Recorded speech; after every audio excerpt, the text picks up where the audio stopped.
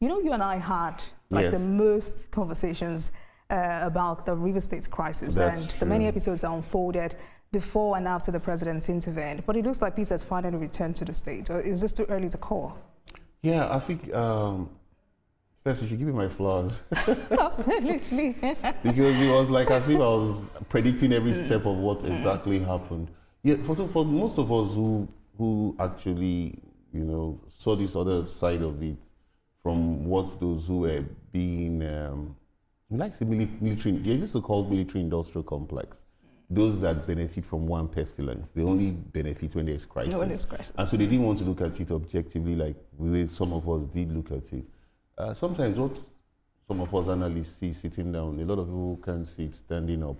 I would say peace has finally returned. You remember in one of those programs, I told you that if the Minister of the FCT can visit the governor and they have one-on-one without any interference, there'll be genuine reconciliation. People thought it was going to be impossible.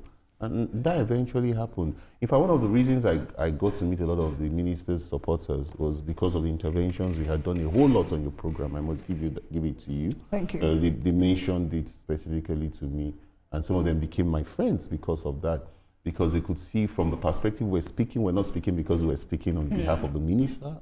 I don't even know the minister. When I was in PDP, I used to see him from a distance. So it was a case of us trying to just say it as it were.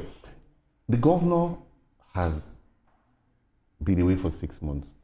Naturally, he would have had that 6 months of reflection to actually ask himself some pertinent questions. Those who were really pushing and urging me to go on with this crisis, did they mean well? Or were they actually benefiting from this crisis? Also, the minister himself must have also had a look back. Some of the hardline approaches I did take that people were saying, you shouldn't take those hardline approaches, even though you were hurt, even though you felt betrayed. He too also have seen those lacunas. And now the House of Assembly and the governor would have to work together to ensure that those things that the administrator didn't do, they will have to do them, like the ring road, the official